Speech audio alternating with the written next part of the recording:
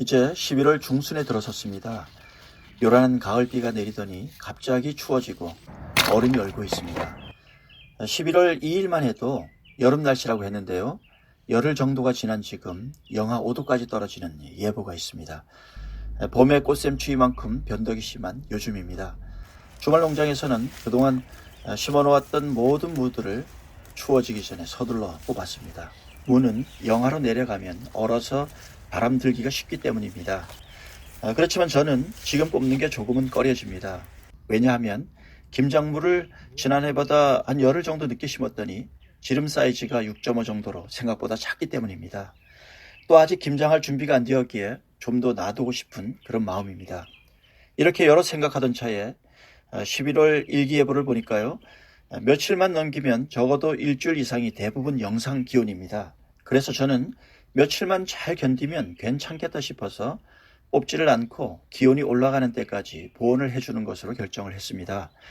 그렇게 하면 적어도 열흘 이상을 더 키울 수 있는데요. 이때 열흘은 제 경험상 정말 무가 많이 자랍니다.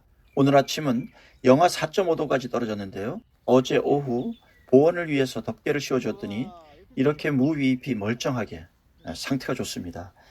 제가 몇 년간 경험한 바로는 무는 서리가 내리고 날씨가 추워지는 전후로 급속히 성장도 하고 단맛도 좋아집니다. 당분이 있으면 빙점 또한 낮아지게 되는데요.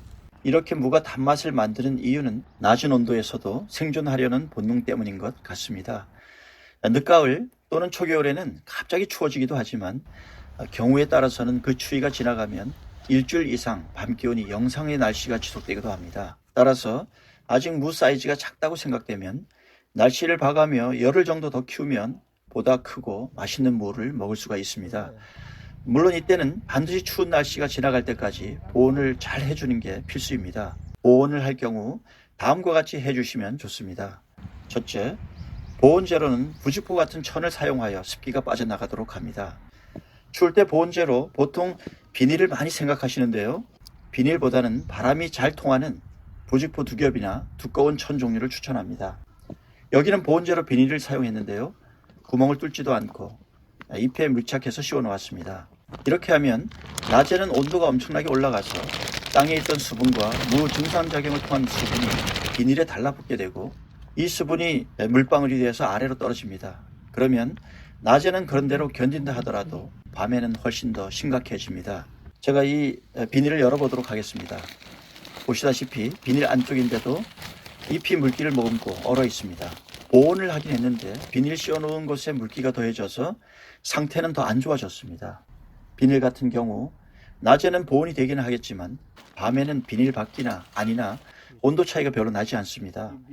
오히려 비닐 안에는 물기가 빠져나가지 않아서 새벽녘 기온이 영하로 내려가면 물에 적셔진 무잎이 같이 얼어버립니다. 그러면 무잎이 회복불능으로 갈 수도 있습니다. 보호하려고 씌운 비닐이 오히려 역효과를 가져온 것이죠. 따라서 되도록이면 비닐을 씌우는 것은 삼가하고 공기가 잘 통하는 부직포 같은 천으로 씌우는 게 좋습니다. 만일 보온재로 비닐밖에 없다면 중간중간에 작은 구멍을 내어서 수증기가 공기 중으로 날아가게 해줍니다. 부직포만큼의 효과는 없겠지만 구멍을 뚫지 않아 밀봉 상태로 있는 것보다는 훨씬 낫습니다. 그러나 근본적으로 비닐을 생각하시는 것은 결코 도움이 안 됩니다. 비닐을 씌울 바에는 차라리 뽑아서 보관하는 게 훨씬 낫습니다. 보관할 곳이 마땅치 않다면 뽑아서 적당한 곳에 땅을 파고 묻어두었다가 김장할 때 꺼내서 사용하면 됩니다. 저는 부직포가 없어서 그늘막을 2번 겹쳐서 씌웠는데요. 이게 효과는 가장 좋은 것 같습니다. 벗겨보니 잎에 물기가 전혀 없고 무잎이 아주 싱싱하게 살아 있습니다. 두 번째는 낮에는 보온재를 벗겨 놓습니다. 기온이 영상으로 올라가는 낮에는 반드시 보온 덮개를 벗겨놓고 해질 무렵에 다시 씌웁니다. 번거롭기는 하지만 그래야 안에 있던 습기가 날아가고 적게나마 광합성이 됩니다. 특히 비닐을 씌운 분들은 낮에는 반드시 벗겨서 습기를 말려야 합니다. 셋째, 가능한 한 활대를 꽂고 그 위에 보온재를 씌웁니다. 급하면 그냥 무잎에 밀착해서 씌우기도 하는데요. 그러면 무잎이 눌려서 부러집니다. 또 보온재 바깥 공기층이 무잎과 가까워서 보온 효과도 아주 많이 떨어집니다. 따라서 되도록이면 활대를 휘어서 그 위에 보온재를 덮을 것을 권합니다. 그러면 잎이 망가지는 것도 보호하고 공기층도 확보되어서 보온 효과가 더 좋아집니다.